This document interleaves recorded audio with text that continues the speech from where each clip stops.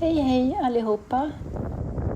Här står jag i Morokulien på norsk-svenska gränsen framför fredsmonumentet som restes 1914 för att fira 100 års fred. Och Morokulien, det är en mikronation som skapades 1959 av radioprofilerna Lennart Hyland och Randi Kolstad. Och den skulle leva i en vecka.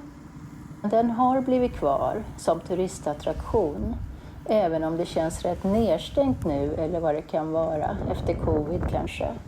Vi fick 2 korvar till middag, det var det enda vi hittade att äta. Hur som helst så ska vi börja norrut här på Finnskogleden som kryssar fram och tillbaka över norsk-svenska gränsen. Vi kommer förmodligen att korsa gränsen 8 gånger på den här turen norrut. Så att som vanligt berättar jag mer sen och det är bara att hänga på.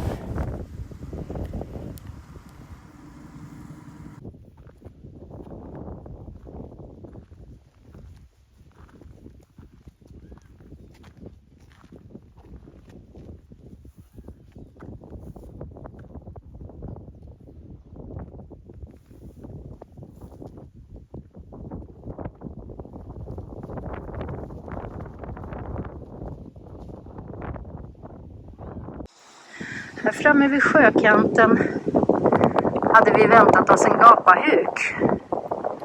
Det fanns det inte. Däremot är det en fin tältplats. Och bad. Och jag tänkte klaga på leden. Och det kanske jag får göra, men det är nog vi som har gått fel.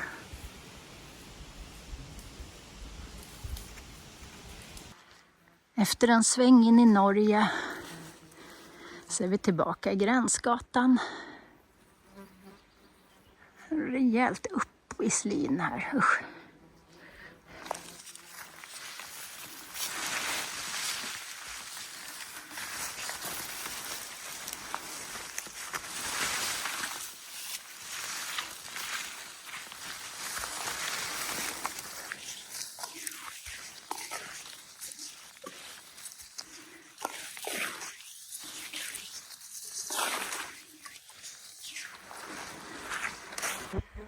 Framme vid nästa gränsröse, nummer 68.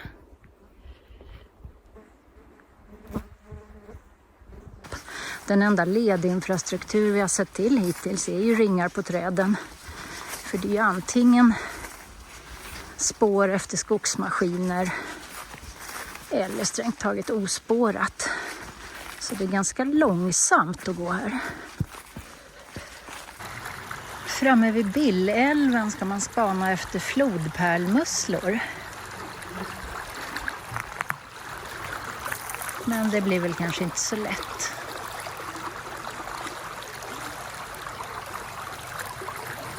Strax efter att vi hade kommit ut på vägen så fanns det en skylt till vatten.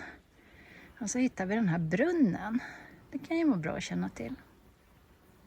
Vi kommer att komma ända till Håvilsrud idag på instegsdagen. Vi gick upp klockan 5 i morse och började gå 20 över 3.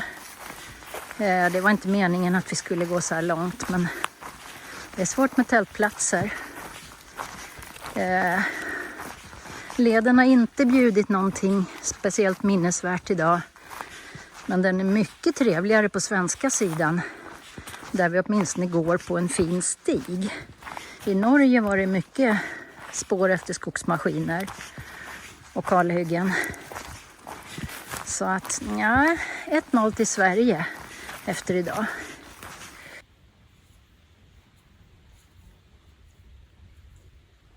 God kväll.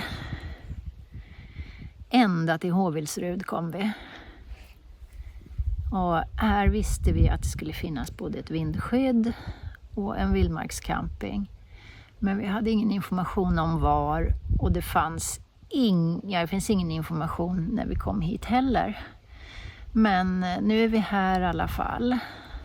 Så det gick bra. Duschen vill ha 5 kronor. Det har man ju inte ägt på 10-20 år. Så att vi har badat i sjön. Det gick alldeles utmärkt det också. Många säger att det är mysigt i tältet när det regnar. Och det kan det ju vara om man inte vet att man måste gå ut.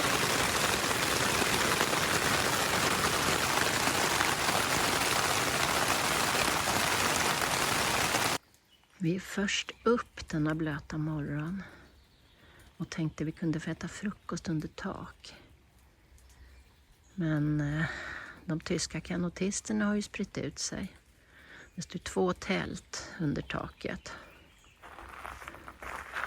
Och i vindskyddet sover alla metspöna. God morgon. Det har regnat större delen av natten. Åtminstone nu på morgonkvisten. Men nu är det uppehåll. Väldigt mulet. Så vi får väl se. Det är skön temperatur. Och vi ska väl vi ska börja med att äta frukost. Och sen ska vi fortsätta norröver. Tror att vi vet var vi ska hamna idag, men vi får väl se om det händer.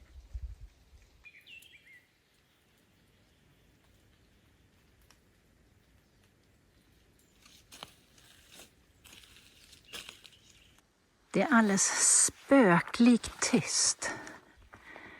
Den här helt igenmulna dagen när vi går och väntar på första vindpusten. Och leden som sådan är fortfarande lika ointressant. Ja, det är svettigt idag. Och blött upp till naveln när man går i allt detta ris efter nattens regn.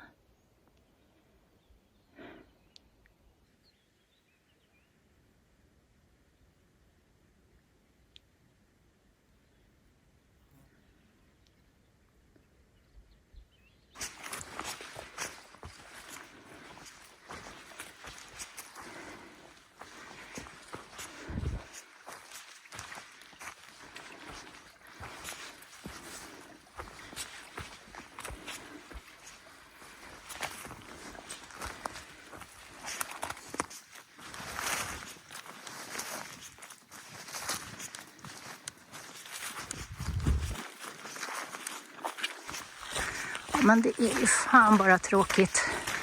Det kanske stod en finnskog här en gång i tiden. Men nu är det bara hyggen. Små, korta, fina partier emellan. Och nu är vi ju på en väg så då går det ju fort. Men jävlar vad vi har krälat genom blöta buskar idag. Jag hade inte tänkt att negga, men jag hoppas att det här bara är approach trail. Och att det blir roligare sen när vi faktiskt kommer upp bland finngårdarna. Annars är det här något jag kan ha och mista. Så härligt att få mellanlanda i ett finare ledparti. Och vädret har torkat upp också. Det är inte så dimmigt längre och man känner att luften är mycket torrare.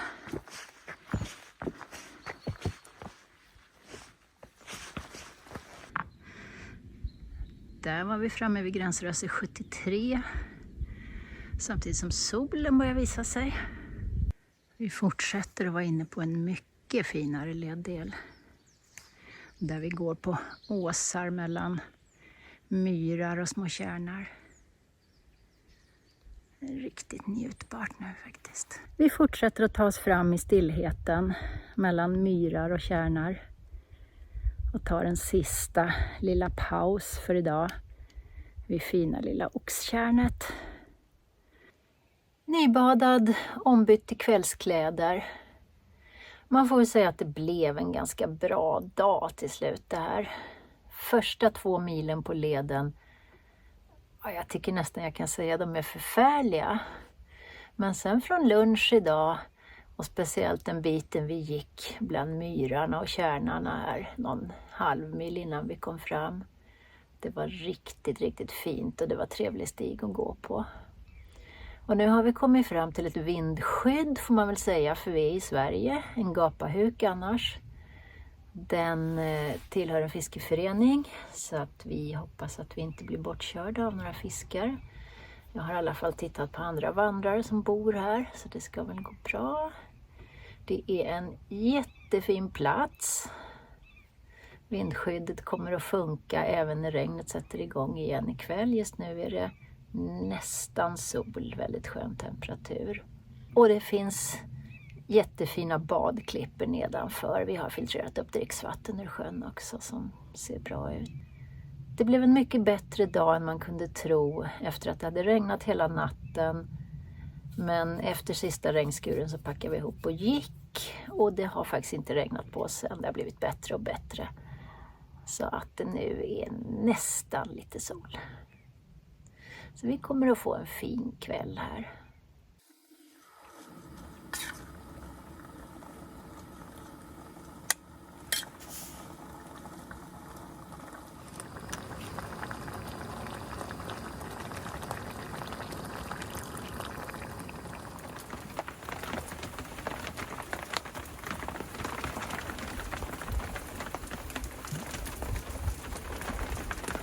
God morgon. Inte god morgon alls. Det har regnat större delen av natten. Det regnar rejält just nu. Men det ser ut som det ska sluta framåt eftermiddagen. Så vi avvaktar här och tackar Fiskeföreningen igen för att de har byggt ett tätt vindskydd åt oss. Klockan är över 11. Vi har inte rört oss ur fläcken. Det ska bli bättre i eftermiddag, men än så länge är det för bedrövligt. Det är drygt 10 grader, 6-8 sekundmeter och ihållande ganska kraftigt regn. Då var det dags. Klockan 20:02 har regnet i stort sett upphört. Så vi får börja dagens etapp på eftermiddagen.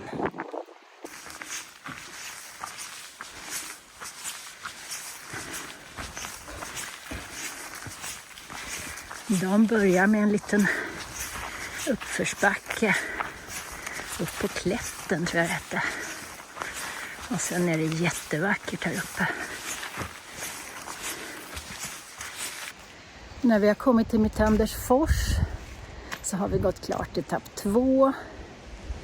Mittandersfors är en ort som växte upp runt järnbruket. Men det var väldigt kortvarigt, några årtionden på 1800-talet. Vad allt det blev. Och ja, jag vet inte om vi har bytt kommun eller något. För att det enda ledunderhåll man har sett tidigare har varit ledmarkeringar. Men de har varit lätta att följa. Men någonstans från Mittandersfors så får man gå på GPX-spåret. Det är sporadiskt med gamla markeringar. Och den fina terrängen vi hade i morse har bytts ut mot risiga kalhyggen och ungskog igen. Och vi har bara kommit 6 kilometer. Klockan är nästan 4 nu när vi tar en lunchpaus. Men vi får jobba på.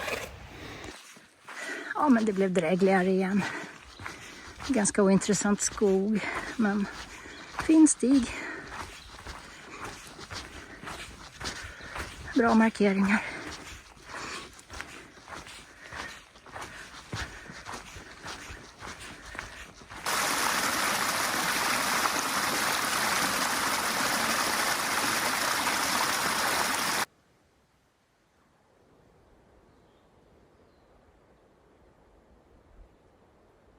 Så har då vädret bättrat sig som det skulle. Vi har passerat Lomstorp och ska svänga upp mot Rittamäki. Klockan är 5:15. Normalt vill ju vi vara framme så här dags, men så blev det inte idag. Till slut närmar vi oss den första riktiga finngården. Finnarna kom ju hit på 1600-talet. Och just här så har byggnaderna flyttats och gjort om på 1800-talet och faktiskt var det bebott ända fram till 1964. Det finns uppgifter om kaffeservering här och vi är för sent ute hur som helst, men det finns inga spår av det.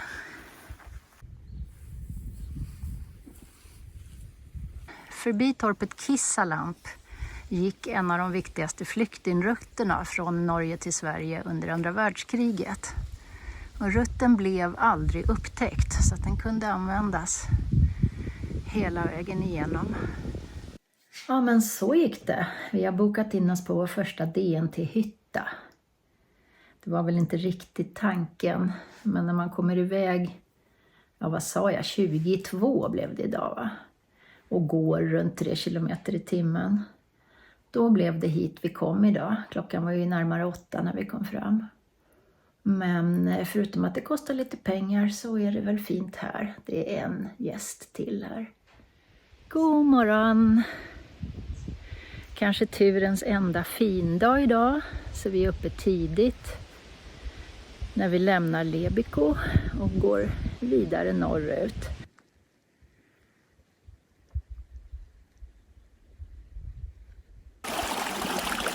Någon vattenbrist är det inte i markerna just nu.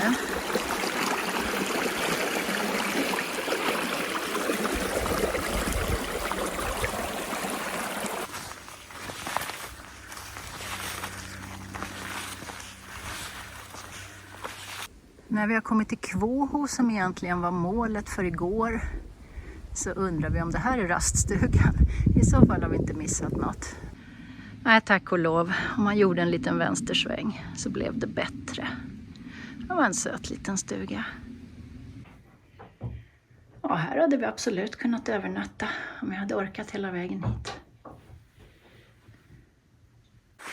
Nästa finngård heter Abborrhögda. Den ser både ut att vara lite förfallen och under renovering. Han är en flott blomsteräng. Här i alla fall. Mysigt. Här vid Söndre Öjersjön passar vi på att få en rejäl lunchpaus. Och jag fick dagens bad. Vi passerar en lärkskog som planterades 1804.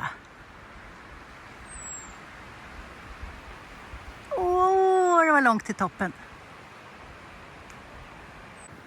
Och här är en till. De högsta ska vara 40 meter. Jag vet inte hur höga de här är. I Öjemoen har vi gått klart etapp 4.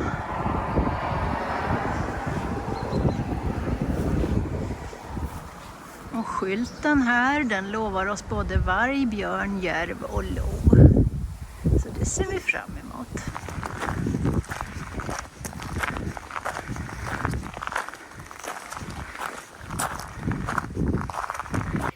Det blir en riktig stugtur där när vi är i nästa DNT-hytta, Vålet. Det är en liten hytta och vi är alldeles ensamma här. Vi hade en jättefin dag idag, perfekt väder med lagom varmt och lite blåst och växlande molnighet. Och allting var ju toppen. Men tyvärr ska det regna i 4 dagar i sträck nu. Det ser verkligen ut som det, 4 dagar i sträck. Så att då vill vi gärna ha tak över huvudet i natt också, så slipper vi åtminstone börja blöta imorgon. Men det ska ju sägas att tältplatser, att hitta tältplatser längs den här leden, det känns som helt omöjligt. Så har man tänkt sig att man ska bo i skogen, då är det nog hängmatta som gäller. God morgon! Vi lämnar lilla fina Vålet. Det har precis börjat regna och nu ska det regna, ja men bara konstant i 2 dygn. Det var 4 igår. Så det är inte bra, men det ser bättre ut. Och vi har antingen vaga planer eller inga planer för idag. Så vi får se hur blöta vi blir och vad vi klarar av. Och så fortsätter vi norrut igen här på Finnskogleden. Så börjar regnet som utlovat. Och vi är ute på en 4 kilometers omväg. Eftersom bron över Rottna tydligen inte finns. Så att vi måste ända ner på landsvägen och tillbaka upp igen. Det var inte vad vi behövde idag. Och här passerar vi Rottna på vägbron 2 kilometer nedströms. Och då kan man ju inte låta bli att fundera på om det hade gått att vada vid den raserade bron. Men vi vet ju hur mycket vatten det är i markerna och det strömmar på ganska bra här. Så att den här dagen när vi inte gärna vill bli jätteförsenade, så var nog en timmes omväg att föredra ändå.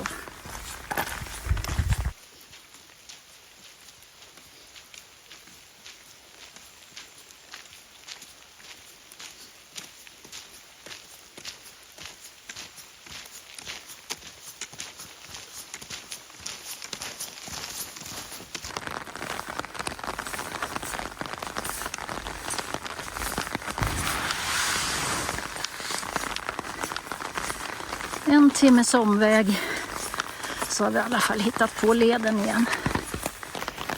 Ja, men det går strålande med paraply så här långt. Ingen vind och inte för mycket träd i vägen. Ja, nu börjar det. Några dagar till så kan man börja leta kantareller.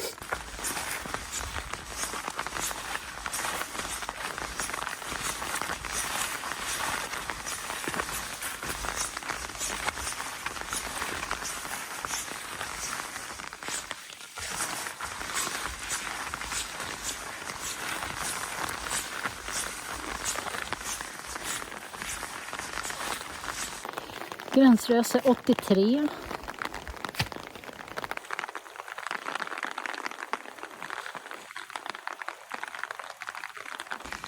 Så här ser raststugan i Askåsberget ut. Vi hade lite svårt att förstå vilken det var. Men den röda uppe till vänster är det.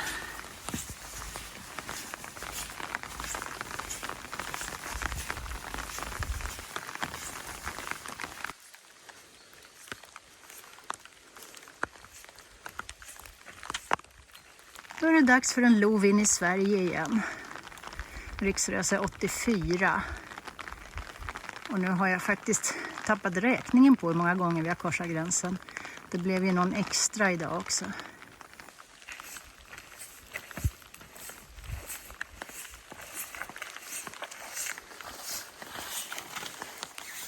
Så fint här nu, jag kommer ner till Nyckelvattnet. En liten improviserad rastplats här. Där jag tror att till och med vi skulle kunna tälta. Och det går att ta sig ner i vattnet, även om det inte var någon badstrand direkt. Sista kilometern till Gåstjärnskojan är väldigt mycket hinderbana.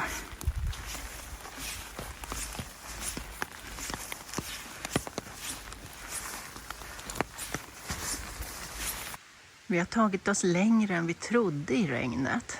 Så nattkvarter blir Gåstjärnskojan.